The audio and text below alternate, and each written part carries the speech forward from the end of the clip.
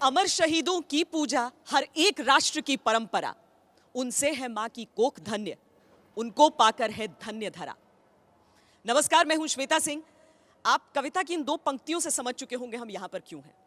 हमारे साथ अक्षय कुमार है। अब हम कहेंगे राष्ट्रीय पुरस्कार विजेता अक्षय कुमार, बहुत बधाई आपको।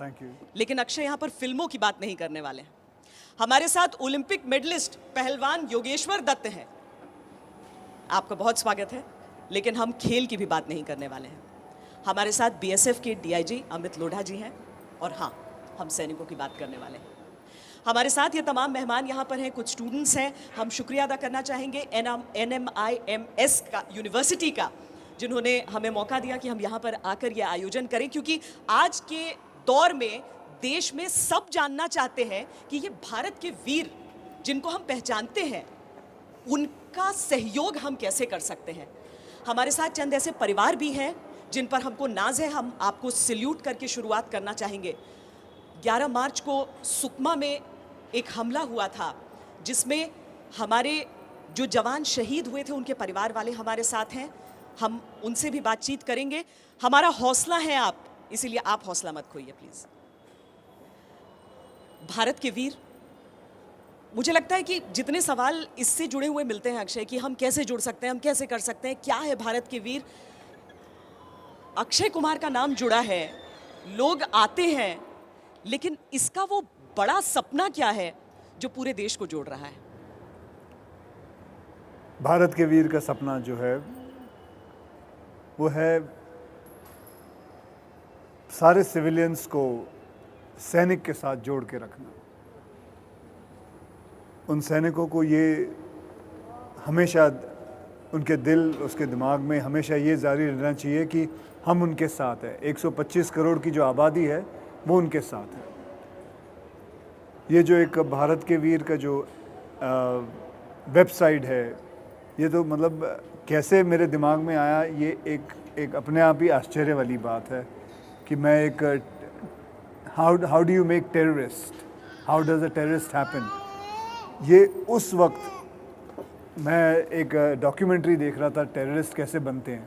तो उस डॉक्यूमेंट्री के अंदर दिखा रहे थे कि टेररिस्ट बनते हैं किसी एक इंसान को पकड़ के उसे ये कहा जाता है कि तू गलत काम कर, ये कर, वो कर, वहाँ जाके फायरिंग कर, have a just blast yourself, ये उल्टे सीधे काम कर, फिक्र मत कर, तेरे घर वालों की फिक्र बिल्कुल मत करना, हम पैसे पहुँचा देंगे, हम ध्यान रखेंगे।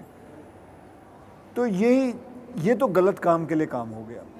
इसी चीज़ को हम अच्छे काम के लिए काम से रखें। अगर हम अपने सैनिकों को ये कहें कि नहीं, सरकार तो आपके साथ है ही है, लेकिन सारे सिविलियंस भी आपके साथ हैं। बिल्कुल बिल्कुल, बहुत बहुत बड़ी बात है ये, क्योंकि लोग चाहते थे लेकिन समझ नहीं आता था कैसे करें। अमित जी, मैं आपके पास आऊँ उससे पहले मैं योगेश्वर, क्योंकि हमारे साथ जुड़े हैं, ख़ास तौर पर तैयार हुए हैं यहाँ पर आने के लिए। आज दिल्ली से आए और आपने आते ही मुझसे कहा कि मैं इस कॉज के लिए कुछ करना चाहता हूँ। देखिए, बिल्कुल। और मैं पहले तो अक्षय भाई को धन्यवाद दूंगा कि इन्होंने इतनी अच्छी पहल की है और भारत के वीर नाम से वेबसाइट बनाई है। बहुत अच्छी बात है। और इसमें एक इंसान के साथ एक पहल करनी होती है किसी को, जो पहल इन्होंने की, और पूरा देश साथ है। देश के जितने भी हमारे फौजी हैं उनके साथ है, शहीद के परिवारों के साथ है। क्योंकि आज ये सीमा पे हैं, ये हमारी रक्षा करें तो आज हम एक अच्छी चैन की नींद सोते हैं। इसलिए पूरा देश, मैं मानता हूँ कि साथ पहले भी था और अब भी है। और अब जो पहल की है अक्षय भाई जी ने, ये बहुत अच्छी है और इससे और ज़्यादा लोग जुड़ेंगे। और मेरा ये मानना है कि पूरा देश साथ खड़ा होगा, तब इनको भी एक गर्व होगा, ये देश के लिए इतना कुछ करते हैं। उनके परिवारों को गर्व होगा कि हाँ, पूरा देश हमारे साथ खड़ा है। अभी जी, हम हमेशा बीएसएफ के जवानों से भी इंटरैक्ट करते रहे। यहाँ पर हम सीआरपीएफ, सीआईएसएफ सबकी बातें करें, ये पैरामिलिट्री की बात है यहाँ पर। और कई दफ़ा हमें भी लगता था, जब हम कवरेज के लिए पहुँचते हैं उन बॉर्डर्स पर, उस तपती गर्मी में हम 2 घंटे उनके साथ बैठ जाते हैं, वो तो 24 घंटे वहाँ पर रहते हैं, उस ठंड में वहाँ पर रहते हैं। और उनको भी एक, आज आप बेहतर बता पाएंगे, कि एक आश्वासन लगता होगा कि चलिए हमारे बाद भी हम देश के लिए नाम कर दिया है अपनी जान को, तो मुझे मालूम है मेरा देश मेरे साथ खड़ा है। ये कहते हैं सब। आपको बताता हूँ, जब अक्षय जी मुझे फ़ोन करते थे कि ऐसे मुझे मदद करनी है, ये साउथ अफ्रीका से फ़ोन करते थे, मलेशिया से, जहाँ भी होते थे, देश में क्या हो रहा है हमेशा उसका ख्याल रखते थे। और मुझे लगता था कि जैसा ये सोचते हैं कि बाकी देशवासी भी हमारे जवानों के बारे में सोचते हैं, are we really worthy of the sacrifices of our jawans. चाहे वो बॉर्डर पे सीमा पर हो, सुकमा में हमारा, छत्तीसगढ़ में हमारा सीआरपीएफ का जवान हो, या एनडीआरएफ का कोई जवान जो चेन्नई में अगर बाढ़ आ जाए तो बाढ़ में जो बचाता हमारे देशवासियों को, क्या देशवासी वाकई उसके बारे में सोचते हैं? मुझे ऐसा लगता था कि हम किसके लिए इतनी मेहनत कर रहे हैं, हम मतलब हमारे जो जवान हैं किसके लिए मेहनत कर रहे हैं, क्या उनकी रियली कोई कदर है? जब ये ऐप बनी और भारत सरकार ने इस आइडिया को सर आंखों पर लिया, आप देखिए 1.5 महीने के अंदर इतनी ज़बरदस्त वेबसाइट बनाई है, और आज मैं फ़ख्र के साथ कह सकता हूँ, आज सुबह चेक किया, करीब 3,60,000 लोग इस पर लॉगिन कर चुके हैं। इसका ये सिस्टम है कि 15 लाख का कैप रखा है। यस 15 लाख डोनेशन अगर एक शहीद के नाम पर एक देश ने प्रण ले लिया कि हम देंगे, उसके बाद अगले यस मतलब ऐसा है कि जैसे कि किसी ने 500 रुपये दे दिए, किसी ने 50 रुपये दे दिए, वहाँ कई शहीदों के नाम लिखे हुए हैं। जी। आपकी चॉइस है, आप किस शहीद को पैसा देना चाहते हैं। कोई पहले नंबर पे जो शहीद है उसको दे देता है, कोई दूसरे, तीसरे, चौथे, आपकी मर्ज़ी है। आप डायरेक्ट उनके अकाउंट में भेज रहे हैं, ना कोई सरकारी पेपर करना है आपको, ना कुछ करना है। ट्रांसफ़र का कोई परसेंटेज, कोई पैसा बैंक नहीं ले रहा। आपने 500 रुपये देने हैं, आपने लिखना है मैंने फ़लाँ फ़लाँ शहीद को मैंने 500 रुपये दे दिए, और वो 500 रुपये आपके अकाउंट से 2 मिनट के अंदर उनके अकाउंट में पहुंच जाएंगे। उनको ये भी पता चल जाएगा कि आपने भेजा है, और क्योंकि आपका अकाउंट नंबर रहेगा, एंड धन्यवाद करके आपको मैसेज भी आ जाएगा। It is such a simple thing and that's it. और जिस दिन उस शहीद के पास 15 लाख रुपए जमा हो जाते हैं, उस शहीद का नाम वहाँ से हटा दिया जाता है, और एक नए शहीद अगर कोई हुए हों तो उनका नाम आ जाता है। क्या ओवर एंड अबव सरकार की तरफ से जो मदद राशि वो होती है सरकार का अलग है, वो डिफरेंट है, सब बिल्कुल, वो सरकार अपना ध्यान रख उसमें रही कोई कटौती नहीं मैं है। बताना चाहूँगा, भारत सरकार काफ़ी कुछ करती है जवानों के लिए, शहीदों के, उनके परिवार के लिए, लेकिन जैसा मैं उस वक्त बता रहा था कि हमारे देशवासी भी ऐसा सोचते हैं, तो वो कैसे कंट्रीब्यूट करें। तो आज 3.5 लाख लोग ऑलरेडी रजिस्टर कर चुके हैं, और ऑलरेडी करीब 3 या 4 करोड़ रुपए आ चुके हैं। तो आप देखिए आने वाले दिनों में जब ये वेबसाइट और डेवलप हो जाएगी और इसकी पब्लिसिटी होगी, तो ये हो सकता है लिमिट 15 लाख से 25 लाख हो जाए, जिस तरह देशवासी आगे आ रहे हैं। जी, मैं चाहती हूँ कि हम हमारे असली नायकों के सम्मान में, और मैं जोश चाहूंगी, आप लोगों की तरफ से तालियां चाहूंगी, क्योंकि खबरों में हम जब देखते हैं कि सुकमा में 25 जवान शहीद हो गए, हमारे लिए वो गुमनाम होते हैं। हम नाम पढ़कर बता देते हैं टीवी पर, रजिस्टर नहीं करेगा दिमाग में। उससे ज़्यादा बार शायद हम आतंकियों के नाम लिया करते हैं। और मुझे बहुत खुशी है कि हम एक बदलाव ला रहे हैं अब इस देश में। हम भागीदारी पूरे देश की मांग रहे हैं कि हम अपने देश का निर्माण करें तो एक साथ करें। और इसीलिए मैं चाहूँगी कि आप सब स्वागत करें उन परिवारों का जो यहाँ पर आए हैं। चेहरे पर एक शिकन नहीं है, लेकिन उनका लॉस कितना बड़ा था वो आप समझ सकते हैं।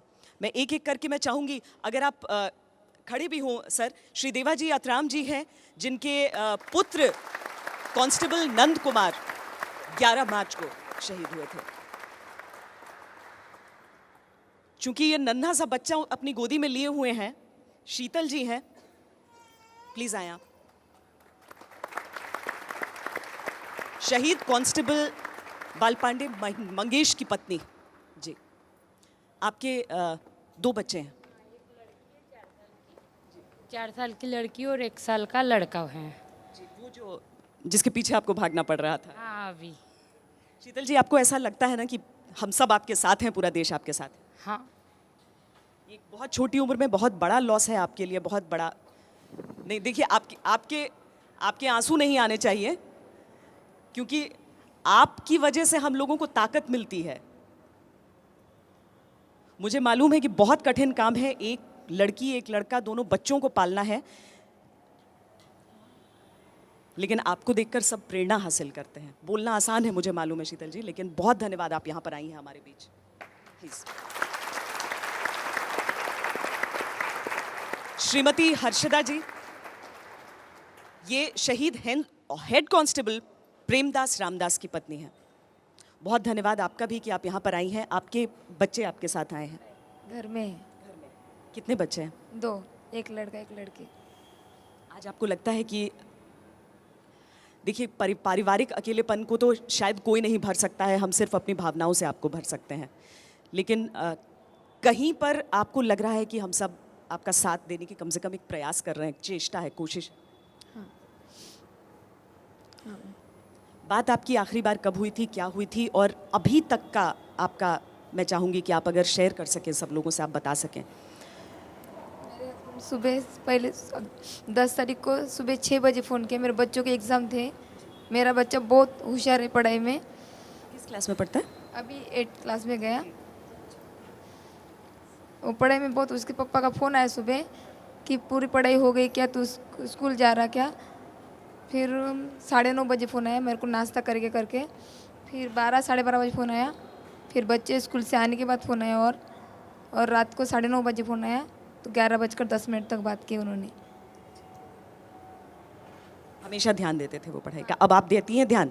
हाँ, मैं ही पढ़ाती मेरे बच्चों को। क्या बनाना है उसको बड़ा कर? IPS अधिकारी। IPS अधिकारी बनाना है। कैसे थे आपके बेटे? बहुत ही दिल मिला वो लड़का था। गांव में परिसर में भी मुझे मैसेज आया कि तुम्हारा लड़का बहुत काम किया मगर शहीद हुआ है। मैं बोला, इतना बोला कि देश के लिए शहीद हुए, वही मुझे स्वाभिमान है।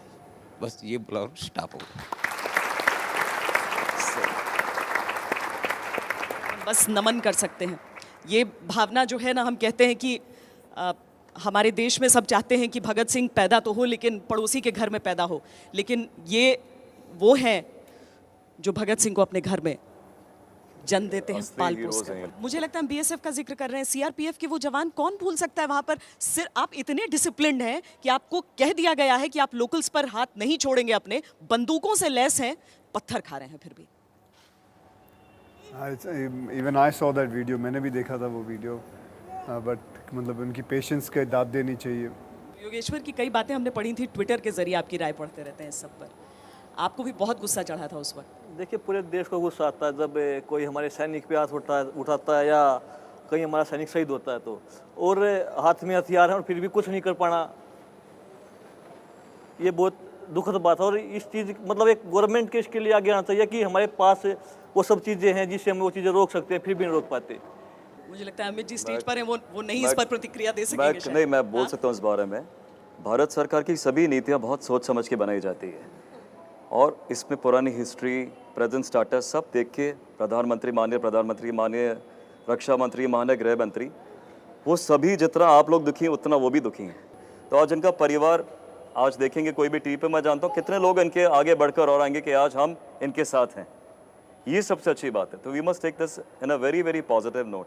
जो हुआ बहुत बुरा हुआ, इसकी कोई भरपाई हम बातों से कभी कर ही नहीं सकते, वाकई। ना पैसों से कर सकते। वाकई, लेकिन वो पैसे एक जरिया हो जाते हैं ये दिखाने के लिए कि हम Yes. साथ देना चाहते हैं। हमारे साथ बहुत सारे स्टूडेंट्स हैं जो सवाल पूछना चाह रहे थे। आप में से कौन सवाल पूछना चाहता है?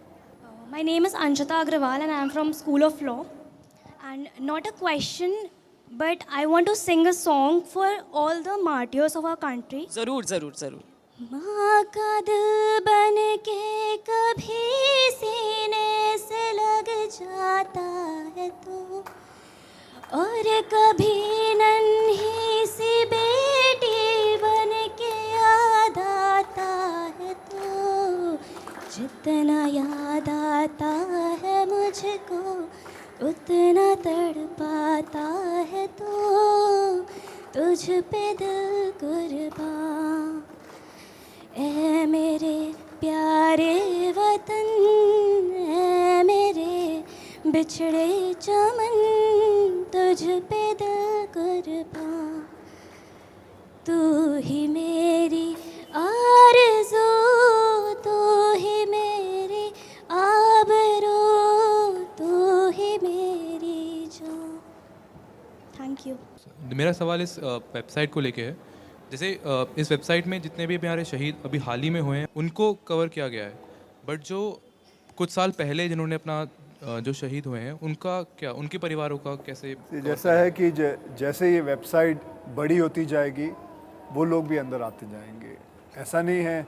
मैं तो बल्कि ये चाहता हूँ कि इस वेबसाइट के द्वारा कभी किसी को आँख में चोट आ जाए, किसी के हाथ पे लग जाए, वुंडेड सोल्जर्स हो, मैं तो चाहता हूँ वो भी उनके लिए भी कंपनसेशन होनी चाहिए। लेकिन जैसे जैसे ये आई एम वेरी श्योर कि एक दिन एक ऐसा आएगा कि ये वेबसाइट पे बहुत सारे लोग इतने पैसे देने चाहेंगे कि फिर कभी कमी महसूस नहीं होगी। हम यही कह सकते हैं, आमीन इस पर कि ज़रूर ऐसा ही हो, और उसकी तरफ ही हम बढ़ने की कोशिश कर रहे हैं। I'm Colonel Harbaksh. I'm studying in the management studies here in Narsi Munji, and I have with me officers from Navy. Sir अगर हम Commander हिंदी Tata, में सवाल रख लें तो ठीक। और एयरफोर्स के ऑफिसर हैं कमांडर आनंद। अच्छा, ये हमारे पास तीनों हम लोग स्टूडेंट्स हैं जल यहाँ थल पे। वायु। हाँ जी। जी। मेरा बहुत सौभाग्य रहा है कि मैं सियाचिन ग्लेशियर से लेके पोर्ट ब्लेयर और बाड़मेर से लेके बर्मा बॉर्डर तक नौकरी कर चुका हूँ, और असम और कश्मीर के जो इलाके में काउंटर टेररिस्ट ऑपरेशंस हैं उनमें भी भाग ले चुका हूँ। हम लोग जब लड़ाई पे जाते हैं, या सियाचिन ग्लेशियर में मैं जब एज ए लेफ्टिनेंट खड़ा था, तो हमारे को ये चिंता नहीं होती कि हमारे न्यू ईयर, हमारी दिवाली, हमारी होली, उसका क्या हुआ। हमारे को ये ज़्यादा चिंता होती है कि मेरी जो ड्यूटी है कि मुझे ये इलाका दिया गया है, इसके अंदर किसी की दुश्मन की हिम्मत ना पड़े कि वो अपना पाँव धर दे, और उसके पाँव रखने से पहले उसका पाँव ख़त्म हो जाए।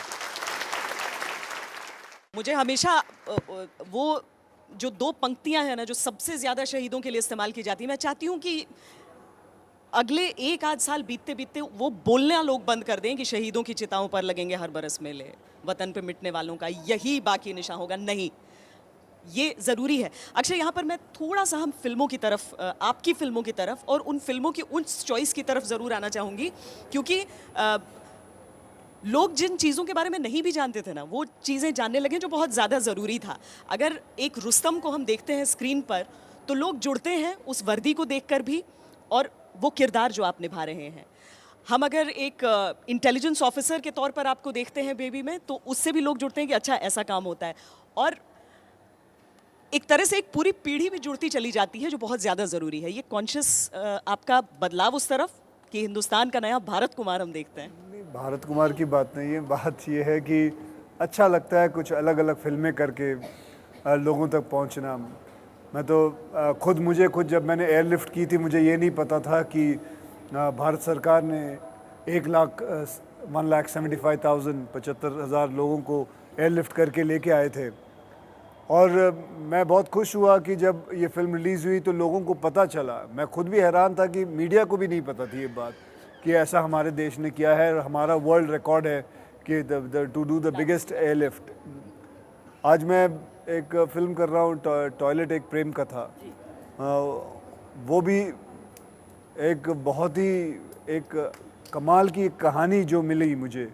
मैं अपने आप को बहुत लकी समझता हूँ कि मुझे ऐसी ऐसी कहानियाँ मिल जाती हैं जो मैं देश के सामने लाना चाहता हूँ। जैसे कि टॉयलेट एक प्रेम कथा, आप सबको हैरानगी होगी कि अभी भी 54% of India doesn't have toilets. घर में बाथरूम नहीं है, टॉयलेट नहीं है, वो अभी भी खेतों में जाते हैं, अभी भी यही सोचते हैं कि बाहर बाथरूम जाना ही हमारे संस्कृति में लिखा हुआ है, हमारे शास्त्रों में लिखा हुआ है, और वो भूल जाते हैं कि औरतों को कितनी तकलीफ़ होती है, क्या क्या प्रॉब्लम्स आती हैं।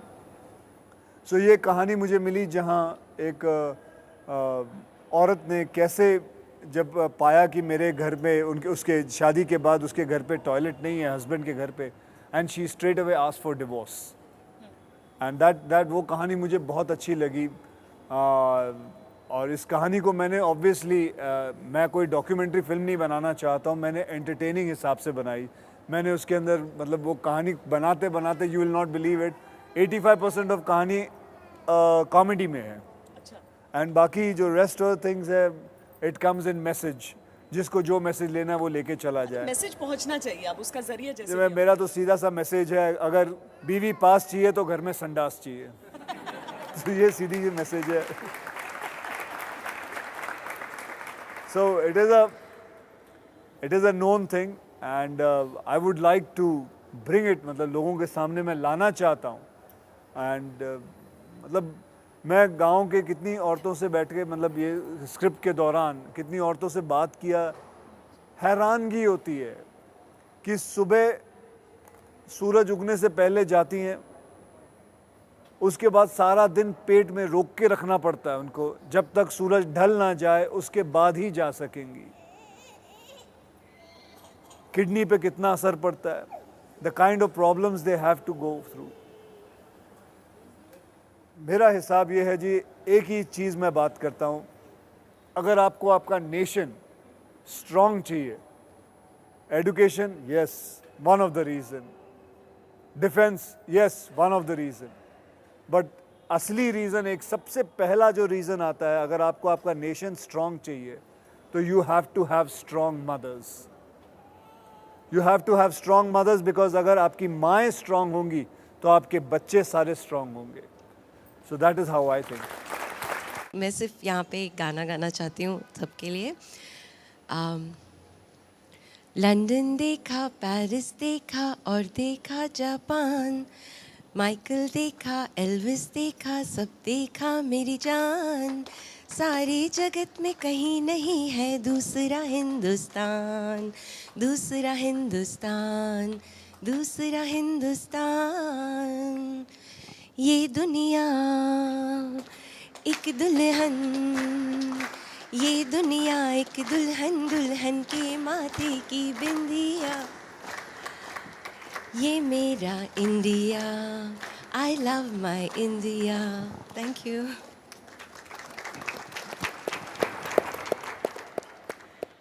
कविताओं और गीतों से बेहतर मुझे नहीं लगता है कि देशभक्ति जोड़ सकती है सबको। और ऑफ कोर्स ओलंपिक मेडल जब हमें मिलते हैं तब भी ऐसे ही पूरा देश एक साथ, है ना? आपको इनकी सूजी हुई आँख याद है आपको? सूजी हुई आँख की उस बात सूजी हुई मेडल जीता, पूरी आँख आँख के एक साथ बंद थी इनकी, गले में दूसरी वो आँख मेडल। कौन सी वो वाली थी ना? दूसरी आँख में खून पूरा बह रहा था, तो देश के लिए तिरंगा लेके जब ये भागे थे, वो feeling. Good evening sir, I am Palkin from NMIMS। और ये ऐप आपने लॉन्च करी है, it's a very good idea. और आप साथ में देशभक्ति की बहुत सारी मूवीज़ करते हैं, जैसे कि रुस्तम, एयरलिफ्ट, हॉलिडे। तो क्या आप मेरे लिए प्लीज़ एक रुस्तम मूवी का डायलॉग सुनाएंगे, कोई देशभक्ति डायलॉग? सबसे पहले तो आपको कहूँ, ये ऐप नहीं है, वेबसाइट है।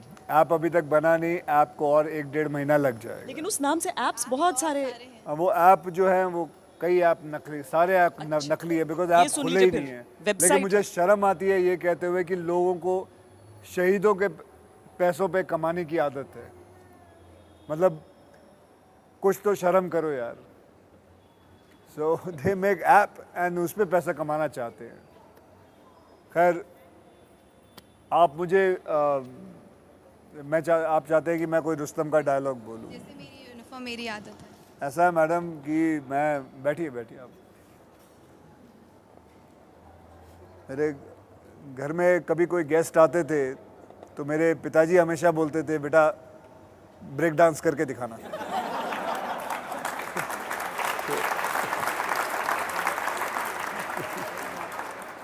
घर में गेस्ट आए, मेरा मुजरा कराना क्यों ज़रूरी होता, मेरी समझ में नहीं आता था। मैडम मैं क्यों डायलॉग बोल रहा हूँ, मेरी समझ में नहीं आ रहा। सर, मेरा नाम तन्मय घानेकर है। हम सब, ना कि सिर्फ ये जवान जो पुलिस फोर्स है हमारे लिए, जो हमारे लिए अपना घर छोड़ के बाहर जाते हैं, उन सब के लिए अगर आप सब कोई भी फील करता है तो बस अपनी जगह पे उठ के एक सैल्यूट कर दीजिए। उनको ये विश्वास हो जाएगा कि हम उनके साथ हैं। बस मुझे वो कानपुर की तस्वीर बहुत अच्छी लगी थी, जब एक शहीद का शव जब लाया जा रहा था, पार्थिव शरीर, तो सैल्यूट में खड़े थे। अमूमन ऐसा देखने को नहीं मिलता था। मुझे लगता है माइक, मैं आखिरी सवाल चाहूँगी कि उनसे ले लें। इसमें मैं कुछ जोड़ना चाहूँगा तन्मय, कि सिर्फ सैल्यूट ना करो, देश के जितने नियम हैं, कानून, उसको फॉलो करो। जो बिजनेसमैन टैक्स समय पे जमा करें, कोई हमारी निर्भया सड़क पे पड़ी हो तो उसको उठा लें। 3 दिन बाद कैंडल लाइट विजिल ना करें, है ना? मैं एक्चुअली सबसे यही बोलती हूँ कि बहुत लोग ना झल्ला जाते हैं एयरपोर्ट सिक्योरिटी के वक्त। मैं कहती हूँ यही लोग, इन्हीं लोगों ने बचा कर रखा है। अगर आप वर्दी में किसी को भी देखते हैं तो बस सम्मान की नज़र से देखिए। जब आप एक्टिंग के लिए ही सही जब यूनिफॉर्म पहनते हैं तो क्या कुछ अलग एहसास होता है? जी, ये कुछ एक अलग सी ताकत है एक यूनिफॉर्म के अंदर। एक कुछ रुबाब है। एक तो जब जूते पहनते हैं साथ में, वो जो कड़क वाले जूते होते हैं, आपकी जो वॉक होती है वो बदल जाती है, आपके अंदर एक वेल फिटिंग आपकी जो कॉस्ट्यूम होती है या ड्रेस होती है वो इतनी ताकतवर होती है कि आपकी सडनली, मैं आपको बता रहा हूँ, मैं जब रुस्तम खेल रहा था, आई वॉज नॉट एक्टिंग, मेरी जो वॉक थी, जो चाल थी, जिस हिसाब से उन्होंने किसी ने बताया नहीं था, वो अपने आप बदल जाती थी। एंड ये एक्चुअली वाकई में सही बात है, ये यूनिफॉर्म के अंदर कुछ बात है। मेरे पिताजी भी आर्मी में थे, वो भी सोल्जर थे, तो वो भी जब आते थे तो उनके अंदर बात ही कुछ और होती थी। फिर जब एकदम सिविलियन वाले कपड़े पहनते हैं, and then he used to look like my father. उससे पहले तो वो कुछ और मैं आपकी बात का जवाब देना चाहूँगी, क्योंकि मैंने इसका बहुत गहराई से इसका जवाब ढूंढा था।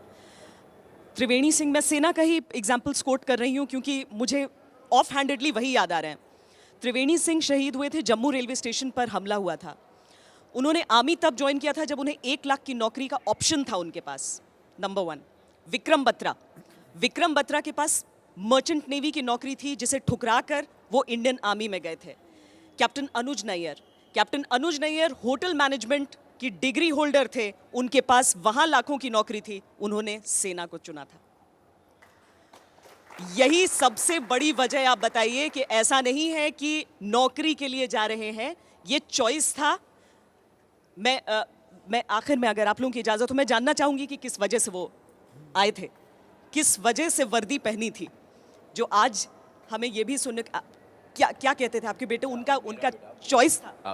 उसका चॉइस था देश के लिए ये करना। तो मुझे फर्स्ट मैसेज आया तो मैं क्या बोल रहे तुम्हारे शहीद लड़के के बारे में, मैं यही चाहता हूँ कि देश के लिए शहीद होगा, वही मेरा स्वाभिमान है, इतना ही बोला था मैं मीडिया पे, बस। उन्होंने ये नहीं कहा कि नौकरी करने गया था वो।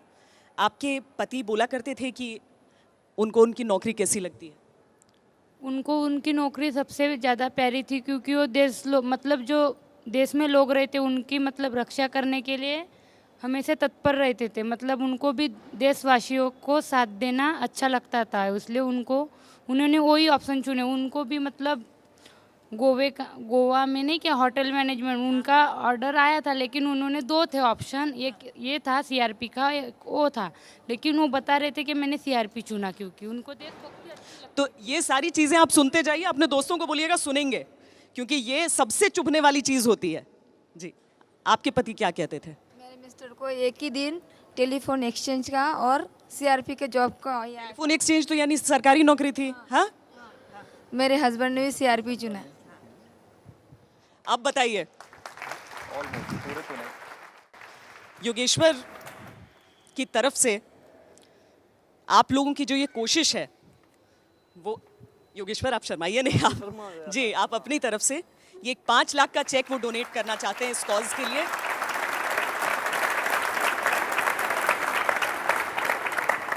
मैं देखिए,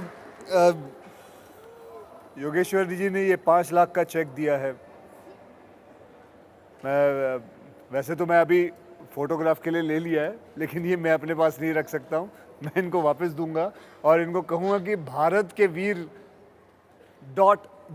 .gov.in उस पे आप डायरेक्टली डालेंगे, सीधा पैसा जिनको ये देना चाहेंगे वो जा सकता है, क्योंकि अगर मैंने इस वक्त हाथ में ले लिया तो स्कैम हो जाएगा।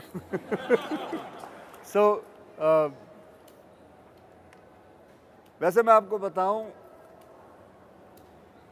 हम दान नहीं कर रहे, हम सिविलियन दान नहीं कर रहे, हम सम्मान दे रहे हैं।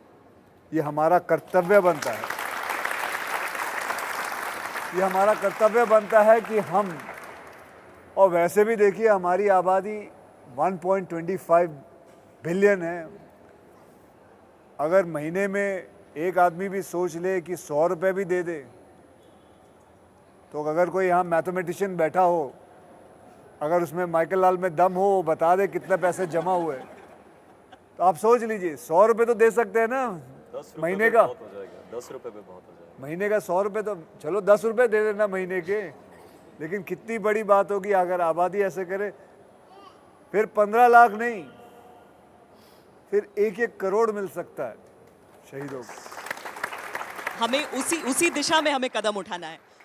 हम यही कह सकते हैं कि हम देश की तरफ से आपको शुक्रिया कर सकते हैं कि आप लोगों ने एक जरिया दिया है जुड़ने का। मैं तो आपको कहूँ, सबसे दो बड़ी चीज़ है, मैं अमित साहब से बात कर रहा था, दो बड़ी चीज़ें हैं हमारे देश के लिए जो लाल बहादुर शास्त्री जी ने बहुत पहले कहा था, जय जवान और जय किसान।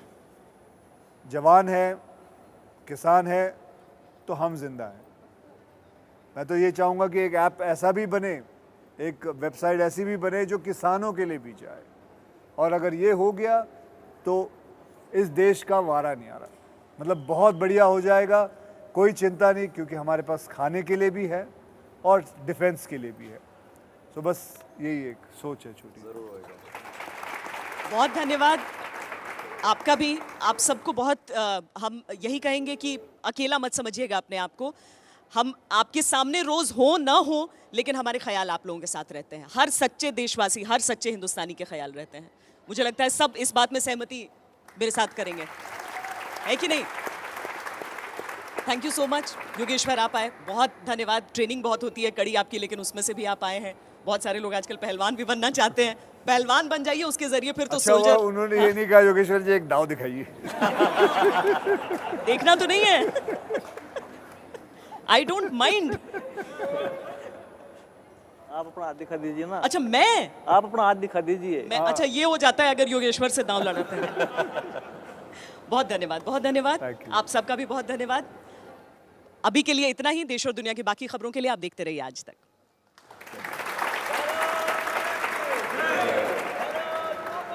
जय जय